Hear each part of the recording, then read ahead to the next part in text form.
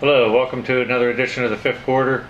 We're here today to talk about the Steelers' heartbreaking loss at Tennessee late last week, 26-23. Not much good to say about that. Not much good to, just a bad week if you're a Pittsburgh sports fan, because that was also the week that it was the 40th anniversary of Sid Bream scoring against the Pirates. Yeah. In fact, I think it was the same night. That was the 40th anniversary when Pittsburgh lost to Tennessee on the same night. And it was also, going back, I forget how many years, the anniversary that week of Bob Moose's wild pitch against the Sun. So it was just, a lot of bad vibes all the way around. Yeah.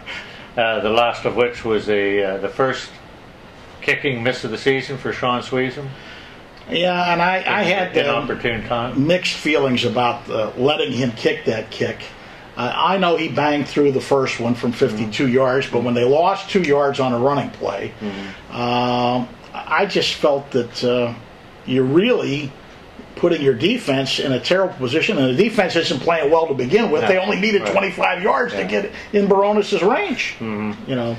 Yeah, and then, of course, the missed field goal that would have put the Steelers ahead gave Tennessee good field position. One play basically put them in field goal range, and you knew it was all over. And everybody was wondering why Dick LeBeau wasn't blitzing more. They threw a blitz on that play, and it wound up with James Harrison trying to cover the tight end, and it was a 25-yard pass play. Yeah.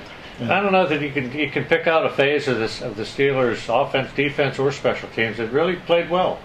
You had a blocked punt. I mean, it was just. Nothing went their way. There was nothing good coming out of that game, and even worse is all of the injuries that came out of the game. Offensive line, especially the offensive line. I don't think Pouncey is going to be ready, from what I heard. Marcus Gilbert is questionable. Mendenhall, the Achilles was a little better report on that than some of the other injuries, so he may be ready to go. I'm not sure about Isaac Redman. You've got people down all over the place, and Polamalu's not going to be back. But I think as I want to do, I'll kind of paraphrase the coach. Injuries are part of the game, and that's not only Coach Tomlin, that's any coach will tell you that. They will. Unfortunately, this has been a pretty bad spate. Yeah, the Steelers, when you look, everybody's getting hurt around the league, but they have been particularly hard hit. Yeah. Well, I don't know. I would think the Baltimore Ravens may give you an argument about that. They've had some, maybe not quite the number of injuries, but they had some pretty key players. But somebody's smiling down on them the way they won that game against Dallas on the weekend. Yeah. And thank goodness for Des Bryant. He dropped the two-point conversion. Then after they get the onside kick, he's arguing about an extra 2 yards when they want to spike the ball to save some time so they don't have to use the field goal. And they had to kick the field goal from where they didn't want to kick it. So I'm sure the Ravens probably sent him a thank you note. They may have. But anyway, I don't know where you go from here. They're 2-3, and only twice in their history, I think, if I read it correctly, have they ever been at this point where they've made the playoffs. And that's not a good sign. Plus, the easiest part of their schedule they've gone through. You've got the Giants coming up, and the Cowboys, and the Ravens Bengals, twice, and the Bengals right now. So and you haven't played a division game yet, which could be a blessing. Except when you look around the division, they don't. What's even more frightening is Cleveland looks like they're starting to get a little better. And really at the base of it, the Steelers have not played well yet. No.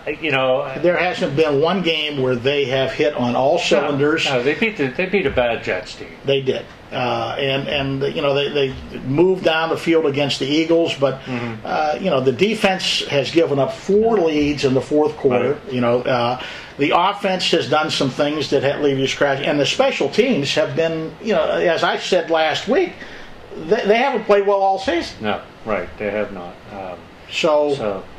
Not a lot of good things to say right now. Not a whole lot of good, and it's always better to say nothing than to be negative, I guess.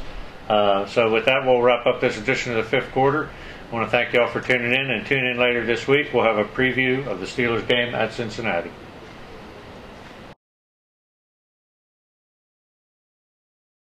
At theheraldstandard.com, our mission is to provide news, information, and services to enable our communities to prosper.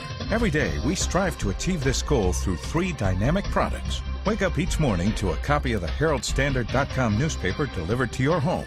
Enjoy the e-edition and exact replica of our print product on your computer, tablet, or smartphone. Or secure unlimited access to our full-coverage digital news site online at heraldstandard.com. One local news leader, 3 great options.